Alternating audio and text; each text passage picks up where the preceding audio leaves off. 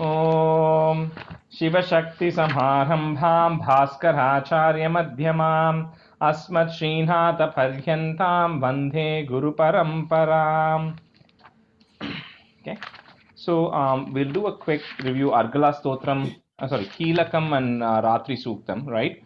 So Uma, why don't you do Keelakam, and Gopiji, you can do Ratri Suktam, and then Shudya and Amuchechi, you can be students today. Okay? Sure.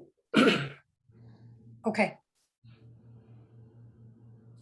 Om Asya Shri Keelaka Mantrasya Shiva Rishihi Anushthub Chandah Shri Mahasaraswati Devata Shri Jagadamba Prityartham Saptashati Pathangatvena Jape Viniyogah.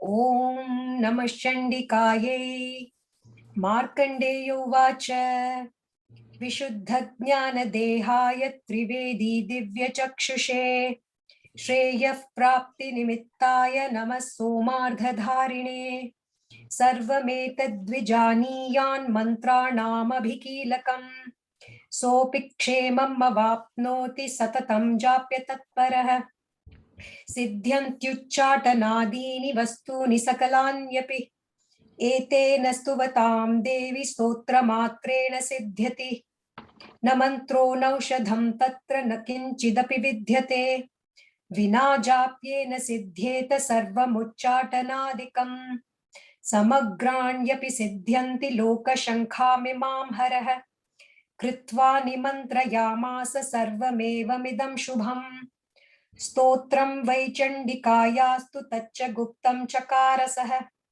समाप्तिर्न च पुण्यस्य तां यथा वन्नियन्त्रणाम् सोऽपि क्षेममवाप्नोति सर्वमेवं न संशयः कृष्णायां वा चतुर्दश्याम् अष्टम्यां वा समाहितः ददाति प्रतिगृह्णाति नान्यथैषा प्रसीदति इत्थं रूपेण कीलेन महादेवेन कीलितम् यो निष्कीलां विधायैनां नित्यं जपति संस्फुटम् स सिद्धः स गणः सोऽपि गन्धर्वो जायते नरः न चैवाप्यटतस्तस्य भयं क्वापीह जायते नापमृत्युवशं याति मृतो मोक्षमवाप्नुयात् ज्ञात्वा प्रारभ्य कुर्वीत न कुर्वाणो विनश्यति ततो ज्ञात्वैव सम्पन्नम् इदं प्रारभ्यते बुधैः सौभाग्यादि च यत्किञ्चित् दृश्यते ललनाजने तत्सर्वं तत्प्रसादेन तेन जाप्यमिदं शुभम् शनैस्तु जप्यमानेऽस्मिन् स्तोत्रे सम्पत्तिरुच्चकैः भवत्येव समाग्रापि ततः प्रारभ्यमेव तत्. And the word Bhavatyeva Samagrapi, I think that Samagrapi you said something else like. Oh. भवत्येव समग्रापि ततः प्रारभ्यमेव तत् ऐश्वर्यं यत् प्रसादेन सौभाग्यारोग्यसम्पदः शत्रुहानिः परो मोक्षस्तूयते सा न किं जनैः. ओम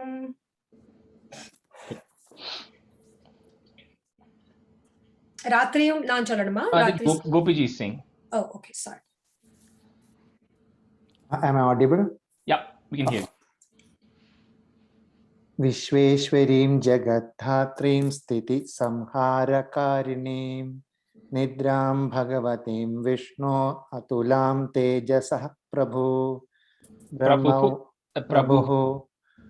ब्रह्मोवाच त्वं स्वाहा त्वं स्वधा त्वं हि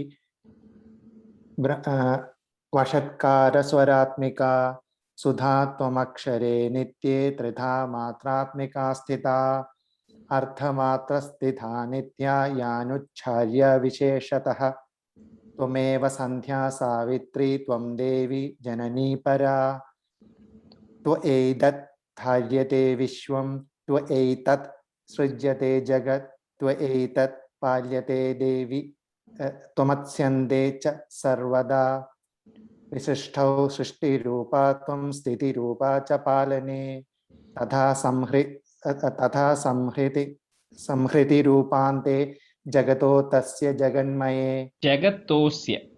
जगतोस्य जगन्मये महाविद्या महामाया महामेधा महास्मृति महामोहा च भवति महादेवी महासुरी प्रकृतिस्त्वं च सर्वस्य गुणत्रयविभाविनी कालरात्रिस्महारात्रिश्च दारुणा So that one, Gopiji, Kalaratrir Maharatrir Ir Moharatrischa.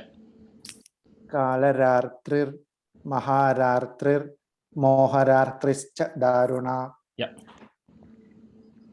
त्वं श्री त्वमीश्वरी त्वं ह्रीस्त्वं बुद्धिर्बोधलक्षणा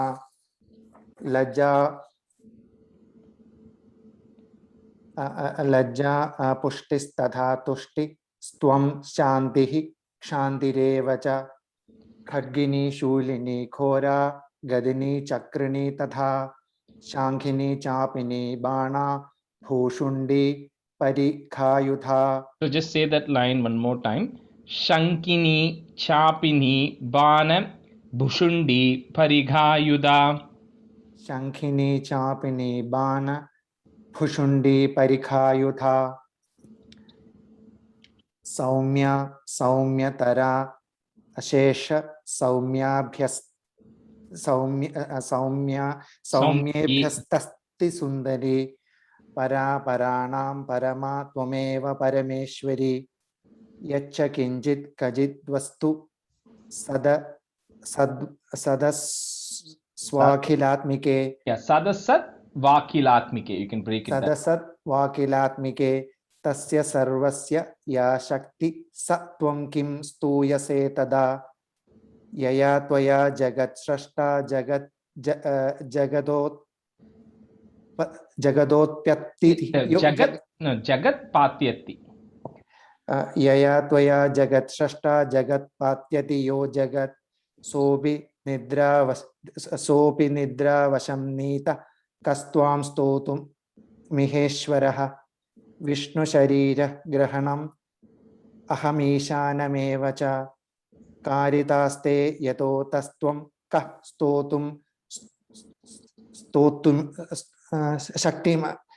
शक्तिमान् भवेत्. सात्वमीधं प्रभावैर्स्वैर् उदारदैर्देवी संस्तुता. Satvam Ittam Prabhavais Swair Udarair Devi Samstuta. सात्वमीधं प्रभावैर् Prabhavais Swair. Okay, सात्वमीधं प्रभावैस्वैर् उदारैर्देवी संस्तुता. मोहयैतौ दुराधर्ष वसुरौ मधुकैटभौ. प्रबोधं च जगत्स्वामी नियतामच्युतो लघु. बोधश्च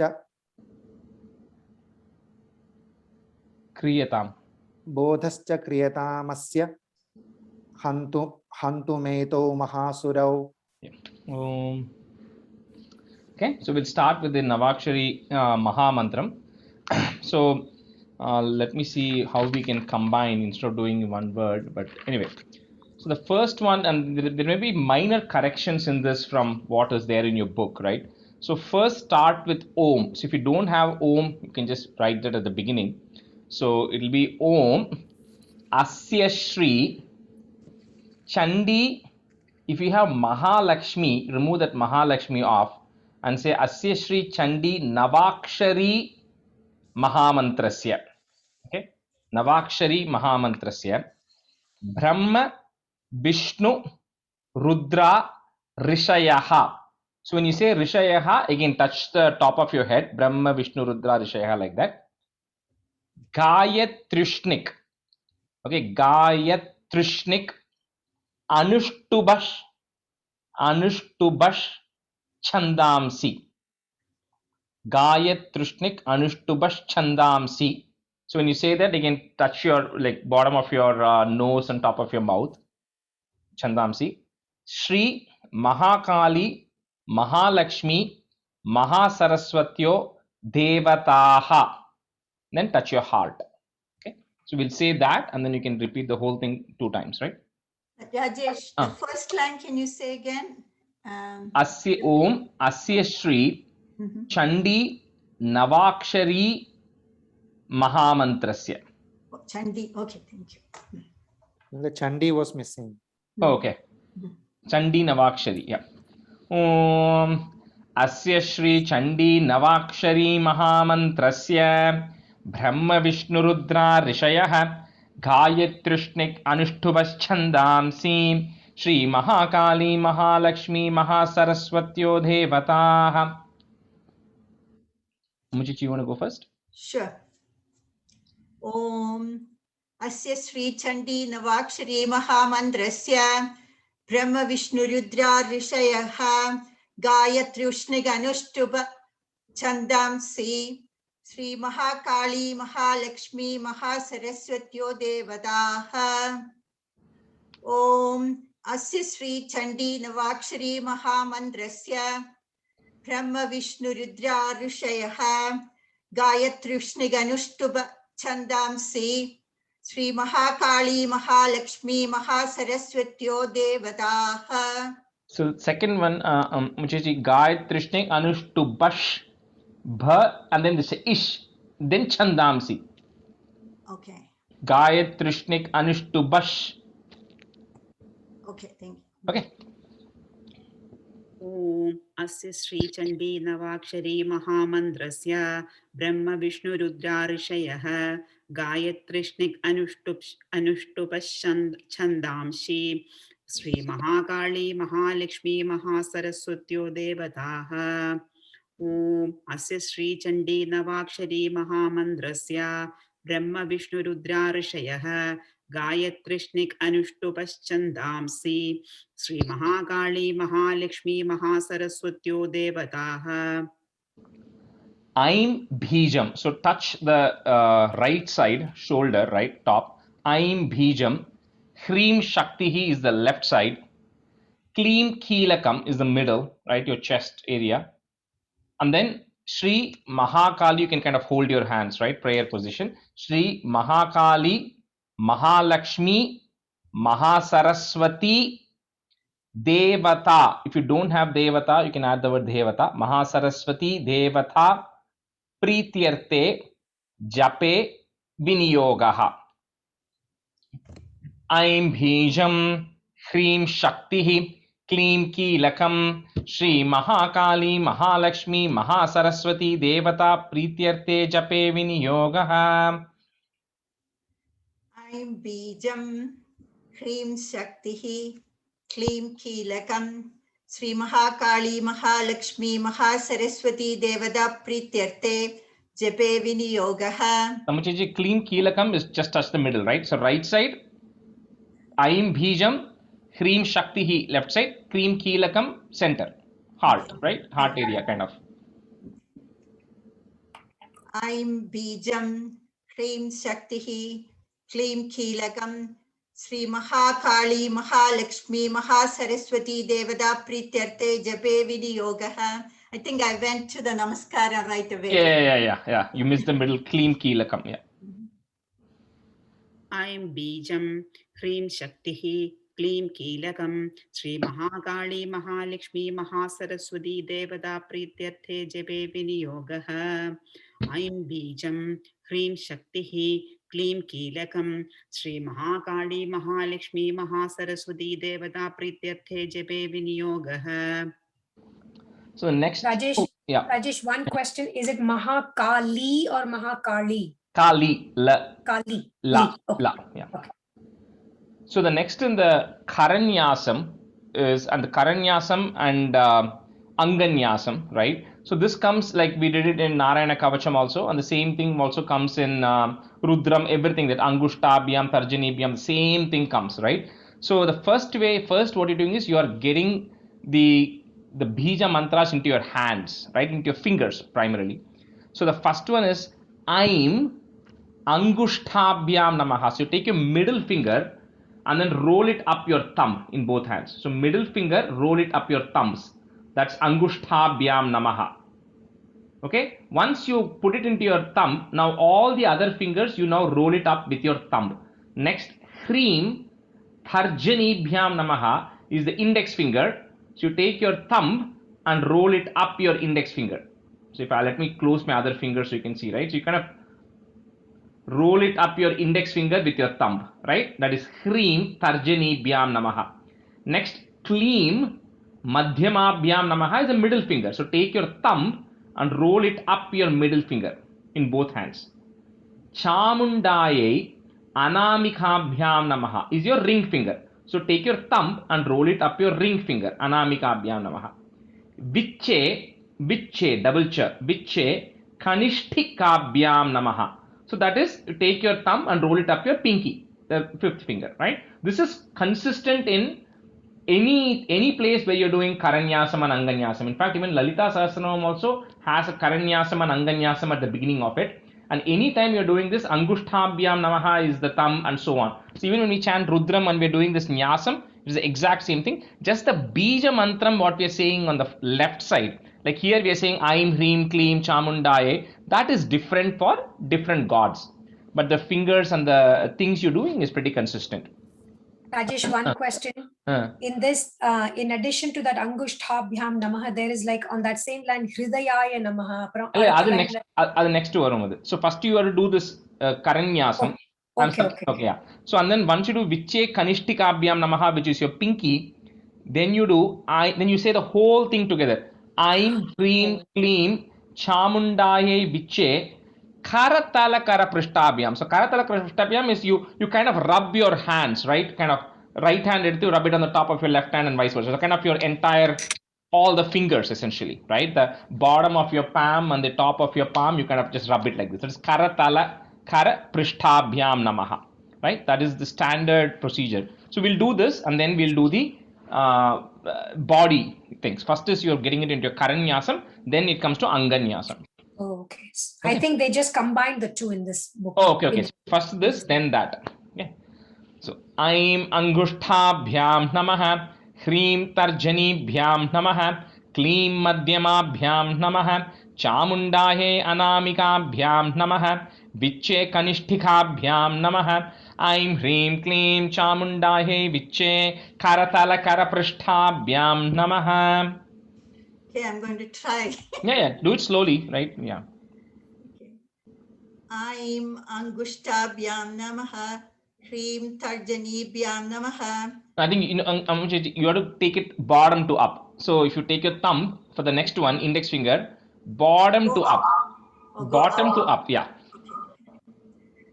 Aim Angushtabhyam Namaha, Hreem Tarjanibhyam Namaha, Kleem Madhyamabhyam. Madhyamabhyam is middle finger. You're doing your ring finger. Okay. Kleem Madhyamabhyam Namaha, Chamundaye Anamikabhyam Namaha, Viche Kanishtikabhyam Namaha, Aim Hreem Kleem Karatala Karaprishtabhyam. Chamundaye, Aim Hreem Kleem Chamundaye Viche. Aim Hreem Kleem Chamundaye Viche Karatala Karaprishtabhyam Namaha. So we start from the top, right? No, first think of it this way. Your thumb is the first one, right? So first you have to get it into your thumb. And that you do it with your middle finger. First you get it into your thumb. And then you use your thumb for everything else. Okay. That's the logic. Aim Angushtabhyam Nama. You go from bottom up, you said, right? You have to take your middle finger and go to bottom to up of your thumb for the first one. Oh, okay. So like that. Yes. Okay. Yeah. And then the others you go with the thumb. With the thumb. But again you go bottom to up. Okay. Aim Angushtabhyam Nama, Hreem Tarjanibhyam Namaha, Kleem Madhyamabhyam Namaha. No, middle finger. You did ring again. Kleem Madhyamabhyam Namaha, Chamundaye Anamikabhyam Namaha, Viche Kanishtikabhyam Namaha, Aim Hreem Kleem Chamundaye Viche Karatala Karaprishtabhyam Namaha. Yeah. Should I do one more? No, you got it. Priya. To practice, I think. No, that's okay. Take it. Yeah. Priya, since I can't see you, I'm assuming you're going to do it correct. I think I can do it. I have seen it earlier. So. Yeah. Okay. Aim Angushtabhyam Namaha, Hreem Tarjanibhyam Namaha, Kleem Madhyamabhyam Namaha, Chamundaye Anamikabhyam Namaha, विच्चे कनिष्ठिकाभ्यां नमः ऐं ह्रीं क्लीं चामुण्डायै विच्चे करतलकरपृष्ठाभ्यां नमः ऐं अंगुष्ठाभ्यां नमः ह्रीं अतर्जिनीभ्यां नमः क्लीं मध्यमाभ्यां नमः चामुण्डायै अनामिकाभ्यां नमः विच्चे कनिष्ठिकाभ्यां नमः ऐं ह्रीं क्लीं चामुण्डायै विच्चे करतलकरपृष्ठाभ्यां नमः. So Always next, person doing first is difficult. So Amuchechi was doing and I could watch it. I know. So the next one, and this kind of this Karanyasam, Anganyasam, we'll do it like 2 times. It will come today, and again after you finish chanting all the 13 chapters, again you have to do it. Okay. So anyway, here the next one, same bija aksharams come on the left side. Aim Hridayaya Namaha. So touch your heart. That is straightforward. Hreem Shirase Swaha. So top of your head. Shirase Swaha. Kleem Shikayai Vashate. So Shikayai Vashate is the back of your head, right? Shikayai Vashate. It.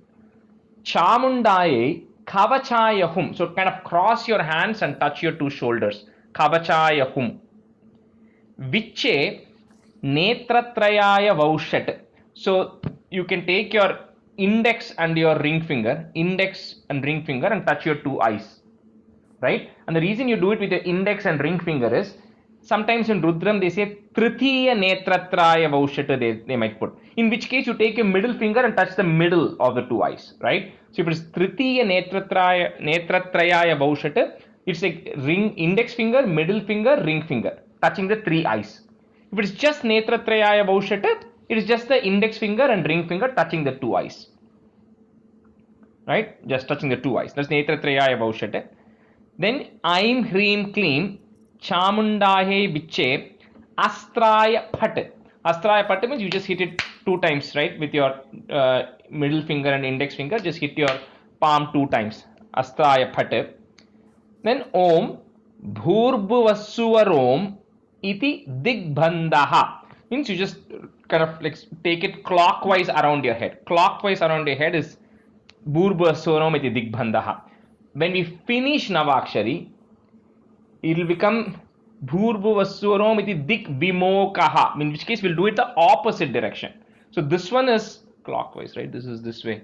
Yeah, so yeah, clockwise. So this is clockwise, right? Bhurbhuvassuvarom iti digbandhaha. Okay, any questions so far? This should be easier because it is different parts, right? Not playing with your the fingers in different ways. So same thing. Aim Hridayaya Namaha. Hreem Shirase Swaha. Kleem Shikayai Vashate. Chamundaye Kavachayahum. Viche Netratrayaya Vaushate. Aim Hreem Kleem Chamundaye Viche Astraya Phate. Om Bhurbhuvassuvarom iti digbandhaha. ऐं हृदयाय नमः ह्रीं शिरसे स्वाहा क्लीं शिखाय वषट शिखायै वषट चामुण्डायै कवचाय home विच्चे नेत्रत्रयाय वौषट ऐं ह्रीं क्लीं चामुण्डायै विच्चे ॐ Astraya Phate. ऐं ह्रीं क्लीं चामुण्डायै विच्चे अस्त्राय फट ॐ भूर्भुवस्वरोमिति दिग्बन्धः. Yeah. ऐं हृदयाय नमः ह्रीं शिरसे स्वाहा क्लीं शिखायै वषट चामुण्डायै कवचाय हुं विच्चे नेत्रत्रयाय वौषट ऐं ह्रीं क्लीं चामुण्डायै विच्चे अस्त्राय फट् ॐ भूर्भुवस्वरोमिति दिग्बन्धः. Yeah. So that Shirase Swaha, don't take it too much to the back, right? Kind of keep it in the front, kind of somewhere, right? Okay. Aim Hridayaya Namaha. Hreem Shirase Swaha. Kleem Shikayai Vashada. Chamundaye Kavachaya Hum. Viche Netratrayaya Vaushada. ऐं ह्रीं क्लीं चामुण्डायै विच्चे अस्त्राय फट्। ॐ भूर्भुवः सुवरोमिति दिग्बन्धः। ऐं हृदयाय नमः। ह्रीं शिरसे स्वाहा। क्लीं शिखाय वषट्। चामुण्डायै कवचाय हुं। विच्चे नेत्रत्रयाय वौषट्। ऐं ह्रीं क्लीं चामुण्डायै विच्चे अस्त्राय फट्। ॐ भूर्भुवः सुवरोमिति दिग्बन्धः। Yeah. So next one is the dhyanam, right? So typically when you do these nyasams, and then you say dhyanam, and then you meditate upon the goddess, right? So that is the next set of kind of 3 paragraphs that we are seeing there, right? So this will have the kind of the 4-liner tune. So majority Devi Mahatyam is the same tune, except in some places where they have these 4 lines, it will change to like our Narayaniyam kind of tune, right? It will come in this. So this is Khadgam Chakra Gadeshu Chapa Pariga Shulam Bhushundim Shiraha. So the entire line you say it continuously, Shiraha, then that's comma there. Shankham Sandhadathim Karais Trinayanam Sarvanga Bhushabhritam. Rajesh, that second line, is that pariga, and then it's like a visargam where you make the it's like a pariga. It's a ing sound. ing sound. Ing pariga. Okay. So khadgam chakra gadeshu chapa parigha shulam bhushundim shiraha shankam sandadatim karaistrinayanam sarvanga bhushavritam.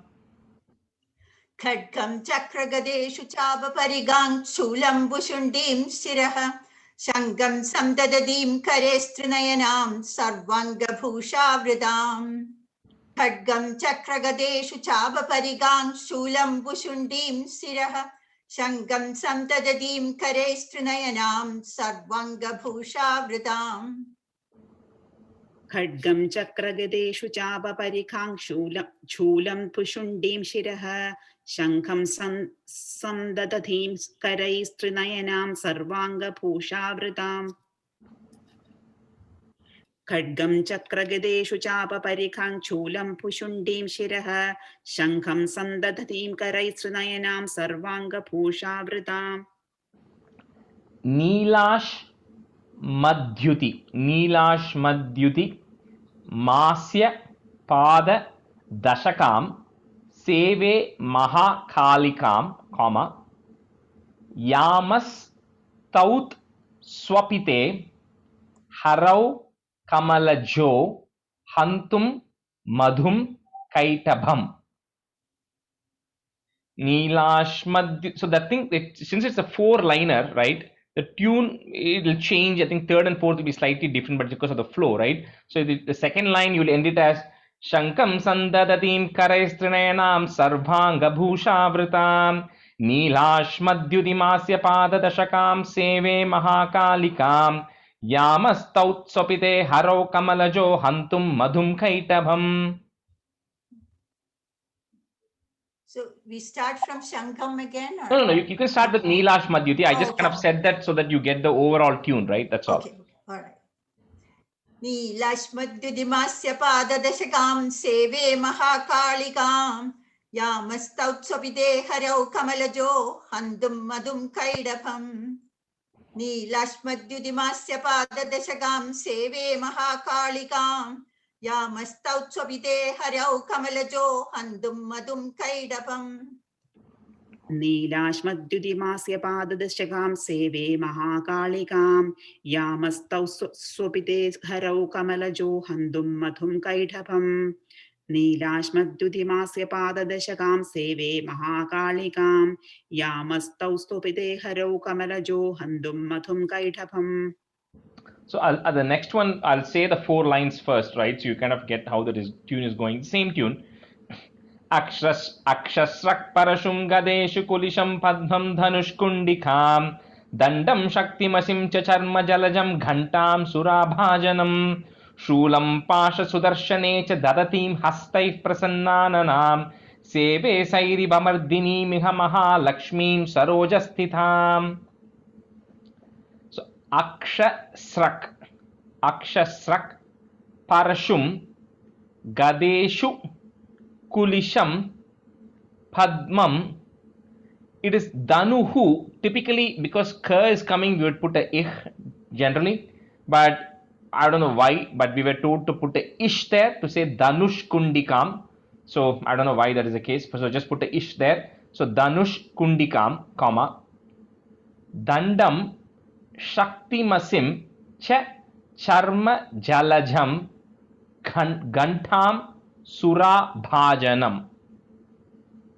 Akshasrak parashum gadeshu kulisham padmam dhanushkundikam dandham shaktimasim cha charma jalajam gantam surabhajanam.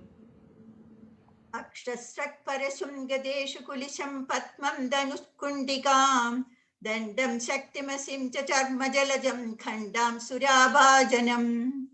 Akshasrak parashum gadeshu kulisham padmam dhanushkundikam dandam shaktimasim cha charma jalajam khandam surabhajanam.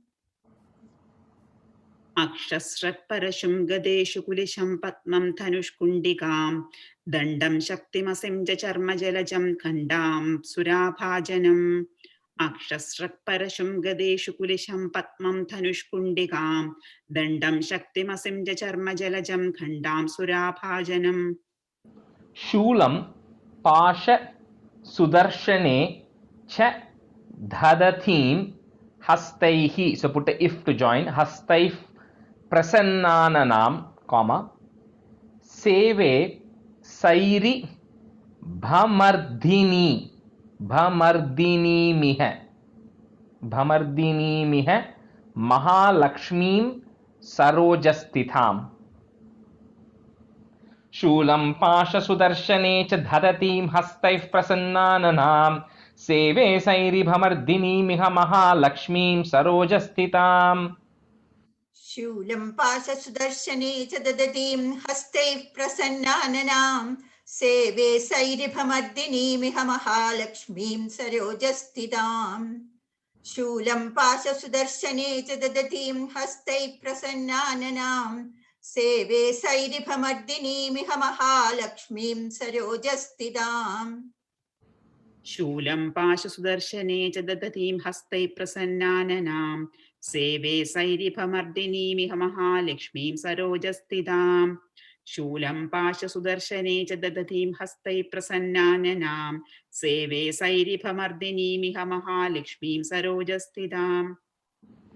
Ghanta shula halani shanka musale chakram dhanuhu. So put a is dhanus sayakam, comma, hastabjair. There's a ib there. Hastabjair dhadathim ghananta vilasat sheetamshu tulya prabham. Ghanta shula halani shanka musale chakram dhanusayakam hastabjai dhadatim ghananta vilasat sheetamshu tulya prabham. Khanda shula halani shankamusale chakram dhanusayakam hastabjai dadadim khananda vilasashidam sutulya prabham. Khanda shula halani shankamusale chakram dhanusayakam hastabjai dadadim khananda vilasashidam sutulya prabham. Khanda shula halani shankha musale chakram dhanusayakam hastabjair dadadim khananda vilasashidam sutulya prabham. Khandam shula halani shankha musale chakram dhanusayakam hastabjair dadadim khananda vilasashidam sutulya prabham. Priyaji, the first word ghanta, not gantam. Okay. Khanda. Yeah.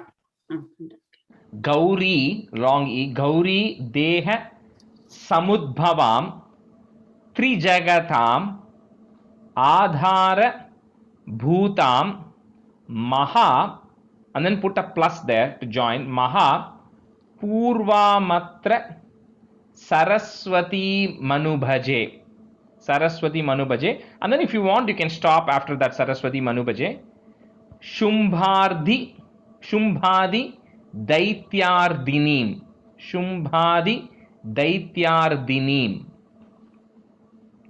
गौरी देह समुद्भवां त्रिजगताम् आधारभूतां महापूर्वामत्र सरस्वतीं हनुभजे शुंभादि दैत्यार्दिनीम्। गौरी देह समुद्भवां त्रिजगदामाधारभूतां महापूर्वामत्र सरस्वतीमनुभजे शुम्भादिदैत्यार्दिनीम्। गौरी देह समुद्भवां त्रिजगदामाधारभूतां महापूर्वामत्र सरस्वतीमनुभजे शुम्भादिदैत्यार्दिनीम्।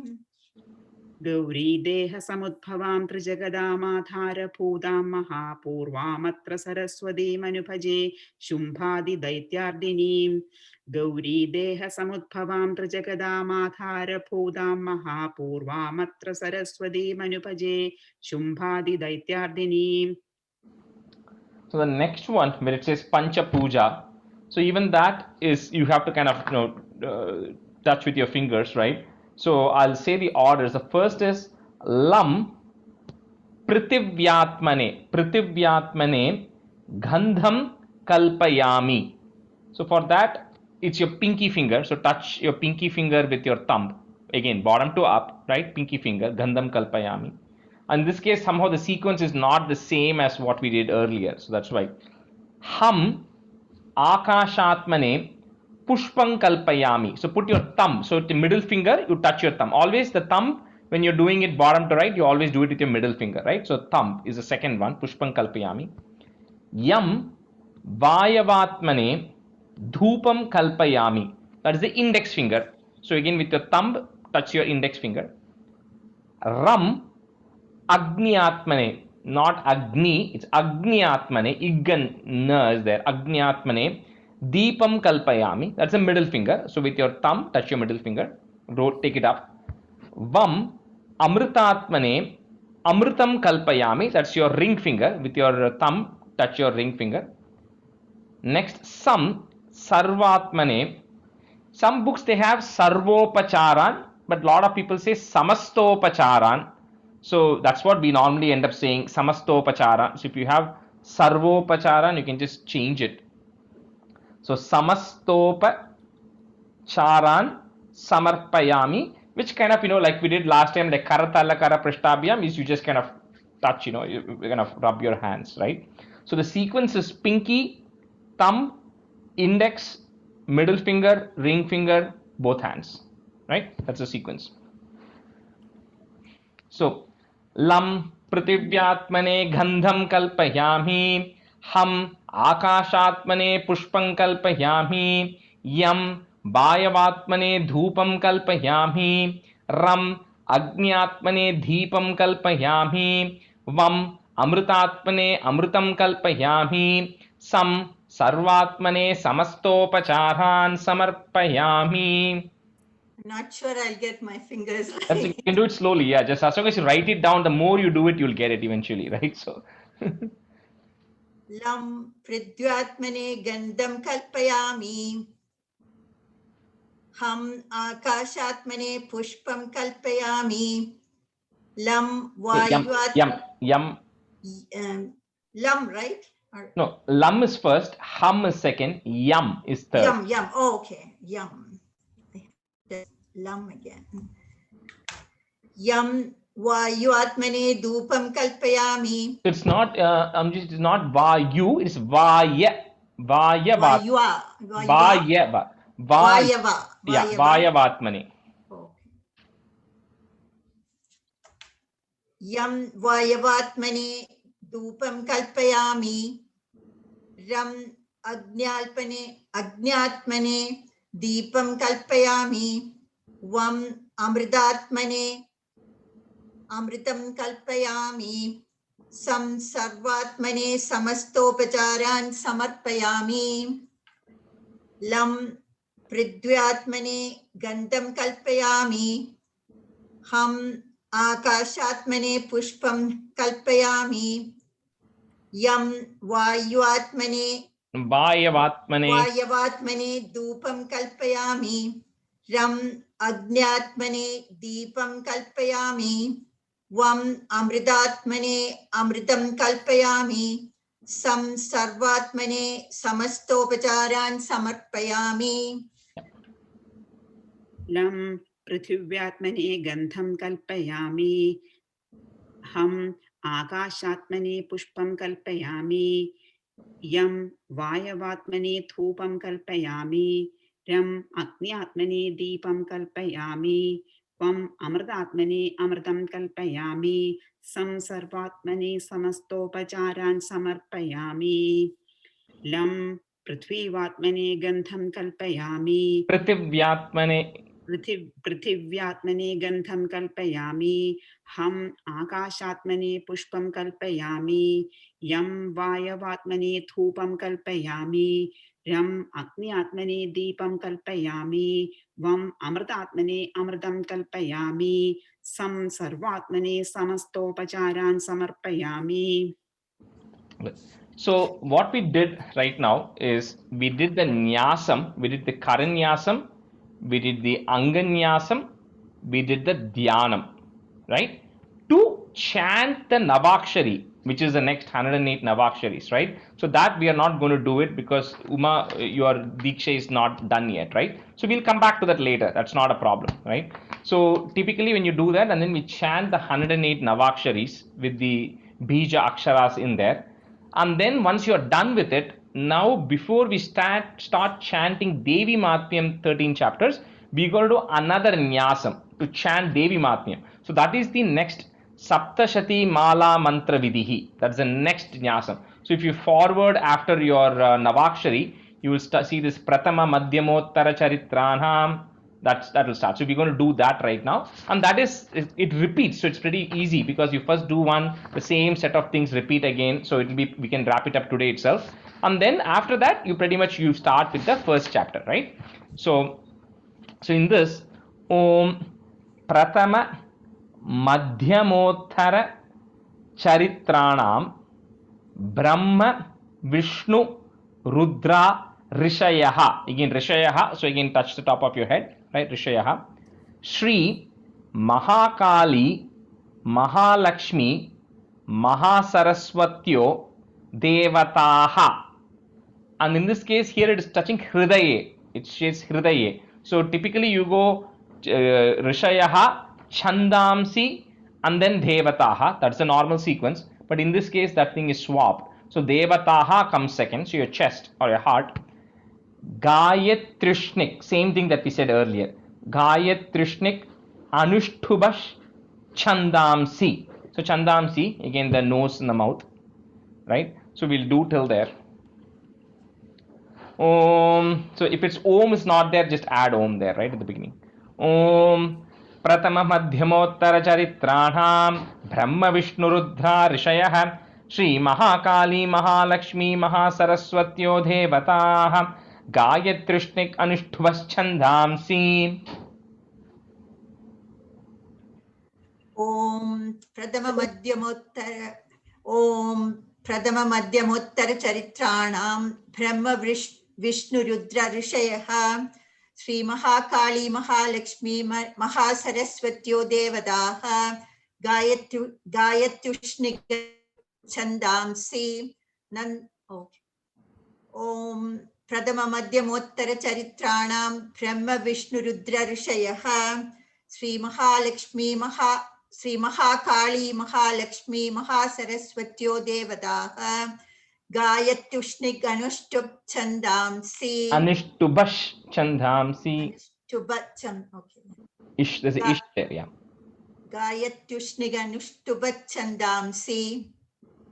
Om Prathama Madhyamottara Charitranam Brahma Vishnu Rudra Rishayah Shri Mahakali Mahalakshmi Mahasaraswatyo Devataha Gayatrishnik Anushtuphas Chandamsi. Om Prathama Madhyamottara Charitranam Brahma Vishnu Rudra Rishayah Shri Mahakali Mahalakshmi Mahasaraswatyo Devataha Gayatrishnik Anushtuphas Chandamsi. Nanda Shakambhari Bhima Shaktayaha. And then like we did last time, touch the right side, right? Shoulder top right side, Shaktayaha. Rakta Dantika, Durga, Brahmaryo, Bijani. So short knee, Bijani. Now touch the left side, top shoulder. Agnir, Vayu, Suryas, Tatvani. So that is touch the middle then. Tatvani in the middle. So again, right, left, middle. Rig Yajuhu is there. So put a is there. Rig Yajus Samaveda Dhyanani. So that kind of put the hold your hands. Right. Okay, we'll do till there and then we'll continue then. Rajesh, can I ask a question? The first one, Nanda, Shakambari, Bhima, Ha irka. Illa. Visarga potrukku. Illa, Bhima Ha illa. Just Bhima da. And even if, yeah. Nandha, Shakambari, Bhima, Shaktayah, Raktadhantika, Durga, Brahmaryo, Bhijani, Agnirvayu, Suryas, Tatvani, Rigyajus, Samaveda, Dhyanani. Nanda Shagampari Bhima Shakteha Raktadantiga Durga Brahmaryo Bijani Agnirvayu Suryas Tatvani Rigyajus Samaveda Dhyanani.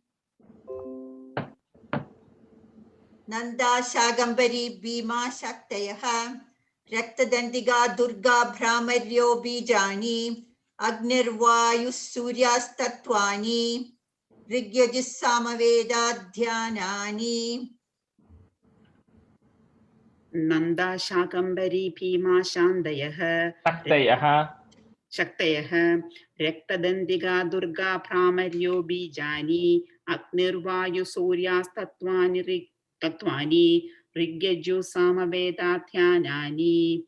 Nanda Shakambari Bhima Shaktayah Raktadantiga Durga Brahmaryo Bijani Agnirvayu Suryas Tatvani Rigyaju Samaveda Dhyanani. Just be careful, Priya, not to say dhyana ni, like, don't stretch it, right? In all of those things, tatvani, bijani, those are all short knees, right? Should I tell once more? No, that's okay. Just make a note. That's fine. And it's Agnivayu or Agnirvayu? Agnir, ir. Ir irka. And the va on top of va there is a ir. There's a line in Sanskrit. Yeah. Sakala Kamana Siddhaye Shri Mahakali, Mahalakshmi, Mahasaraswati, Devata, Prityarte, Jape, Viniyogaha. So that also you can continue to hold your hands, right, in this position, right? So like Rigyaju Samaveda Dhyanani. Sakala Kamana Siddhaye Shri Mahakali, Mahalakshmi, Mahasaraswati, Devata, Prityarte, Jape, Viniyogaha. Sakala Kamana Siddhaye Sri Mahakali Mahalakshmi Mahasaraswati Devata Prityarte Jape Viniyogaha. Rajesh, after Devata there is a Ha or? No. Devata is like a... No, only if Devata is coming at the very end of a sentence, there is a Visarga. If it is coming in the middle, there is no Visarga there. Sakala Kamana Siddhaye Sri Mahakali Mahalakshmi Mahasaraswati Devata Prityarte Jape Viniyogaha. Sakala Kamana Siddhaye Sri Mahakali Mahalakshmi Mahasaraswati Devata Prityarte Jape Viniyogaha. Sakala Kamana Siddhaye Sri Mahakali Mahalakshmi Mahasaraswati Devata Prityarte Jape Viniyogaha. So the next we are going to do the same Karanyasam and Anganyasam, but the easy part in this is the same mantras repeat for both Karanyasam and Anganyasam. You just have to touch, that appropriately right here. So similarly Angushtabhyam, just a reminder, Angushtabhyam is thumb, right? Touch your thumb with your middle finger. Tarjanibhyam is touch your index finger with your thumb. Madhyamabhyam is touch your middle finger with your thumb. Anamikabhyam is the ring finger. Kanishtikabhyam is the index finger, ring finger, the pinky finger, last one, Kanishtikabhyam. And Karatala Karaprishtabhyam is you're rubbing your hands, right? That's the thing.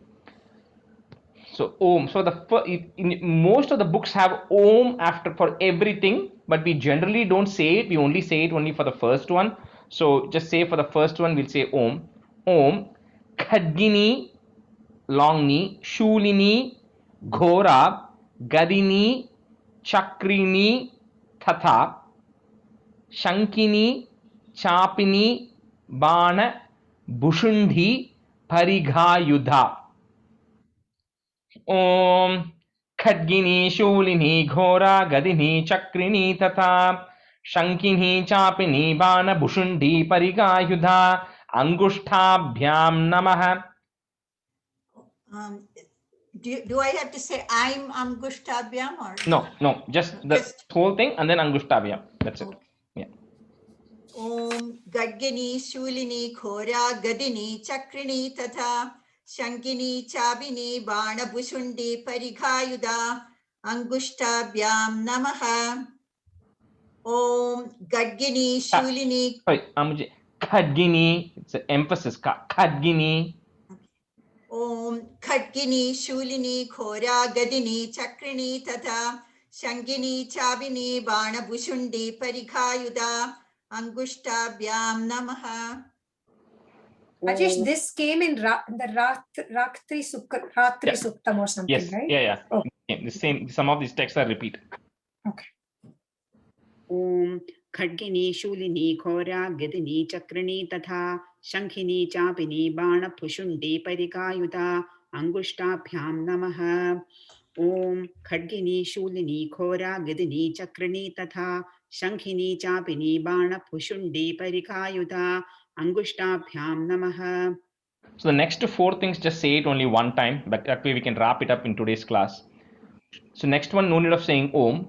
Shulena Pahino Devi Pahi Khadgena Chambike Khanta Swanena Naha is there. So Naf Pahi Chapajanihi is there. So put a is Chapajanis Swanena Cha Tarjanibhyam Namaha.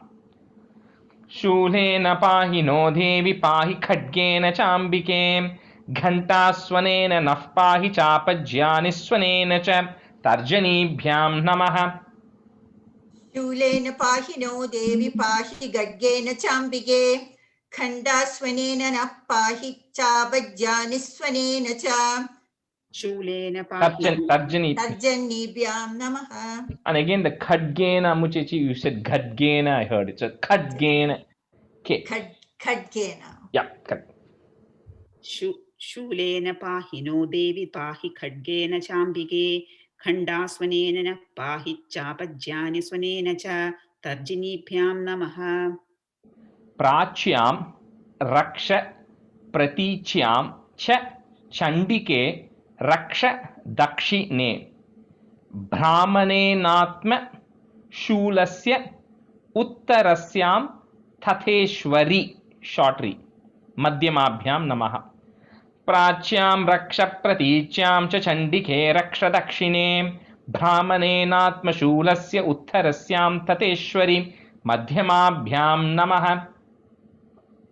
प्राच्यां रक्ष प्रतीच्यां च चण्डिके रक्ष दक्षिणे ब्राह्मणेनात्मशूलस्य उत्तरस्यां तदेश्वरि मध्यमाभ्यां नमः. प्राच्यां रक्ष प्रतीच्यां च चण्डिके रक्ष दक्षिणे ब्राह्मणेनात्मशूलस्य उत्तरस्यां तथेश्वरि मध्यमाभ्यां नमः. सौम्यानि यानि रूपाणि त्रैलोक्ये विचरन्ति ते यानि चात्यर्थ घोरानि तै रक्षास् मांस तथा भुवम् अनामिकाभ्यां नमः. सौम्यानि यानि रूपाणि त्रैलोक्ये विचरन्ति ते यानि चात्यर्थ घोरानि तै रक्षास्मांस्तथा भुवम् अनामिकाभ्यां नमः. सौम्यानि यानि रूपाणि त्रैलोक्ये विचरन्ति ते यानि चात्यर्थघोराणि तै रक्षास्मांस्तदा भुवम् अनामिकाभ्यां नमः. सौम्यानि यानि रूपाणि त्रैलोक्ये विचरन्ति ते यानि चात्यर्थघोराणि तै रक्षास्मां तथा भुवम् अनामिकाभ्यां नमः. खड्ग शूल गदादीनि यानि शास्त्राणि tembike karapallava double la karapallava sanghini tairasman raksha sarvatah kanishtikabhyam namaha खड्गशूलगदाधीनि यानि चास्त्राणि तेऽम्बिके करपल्लवसङ्गीनि तैरस्मान् रक्ष सर्वतः कनिष्ठिकाभ्यां नमः खड्गशूलगदादीनि यानि चास्त्राणि तेऽम्बिके करपल्लवसङ्गीनि तैरस्मान् रक्ष सर्वदः कनिष्ठिकाभ्यां नमः. The Sangini is a short knee, okay? Sankhi. Okay. खड्गशूलगदादीनि यानि चास्त्राणि तेऽम्बिके करपल्लवसङ्गीनि तैरस्मान् रक्ष सर्वतः कनिष्ठिकाभ्यां नमः. सर्वस्वरूपे सर्वेशे सर्वशक्तिसमन्विते भयेभ्यस्त्राहिनो. The stra is there, so we can say the भयेभ्यस्त्राहिनो, right? Or you can say the whole thing together. However, you can भयेभ्यस्त्राहिनो देवी दुर्गे देवी नमोस्तुते करतलकर पृष्ठाभ्यां नमः. सर्वस्वरूपे सर्वेशे सर्वशक्तिसमन्विते भयेभ्यस्त्राहिनो देवी दुर्गे देवी नमोस्तुते करतलकर पृष्ठाभ्यां नमः. सर्वस्वरूपे सर्वेशे सर्वशक्तिसमन्विते भयेभ्यस्त्राहिनो देवी दुर्गे देवी नमोस्तुते करतलकरपृष्ठाभ्यां नमः. सर्वस्वरूपे सर्वेशे सर्वशक्तिसमन्विते भयेभ्यस्त्राहिनो देवी दुर्गे देवी नमोस्तुते करतलकरपृष्ठाभ्यां नमः.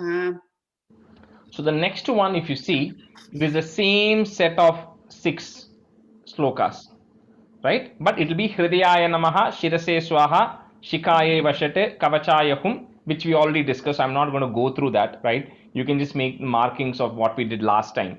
That way it's there. And then there is one Dhyanam. We'll just say that Dhyanam today. Maybe we'll go over a few minutes. And then later on, after the Dhyanam, it's the same Pancha Puja, which we did earlier as well. The same thing is repeating, right? Lam Prithivyatmane Gandham Kalpayami. So that we've already gone through. So we don't have to cover that. So we just do this Dhyanam. That way we'll be all done and we can start chapter 1 next class, right? So Dhyanam Vidyuddhama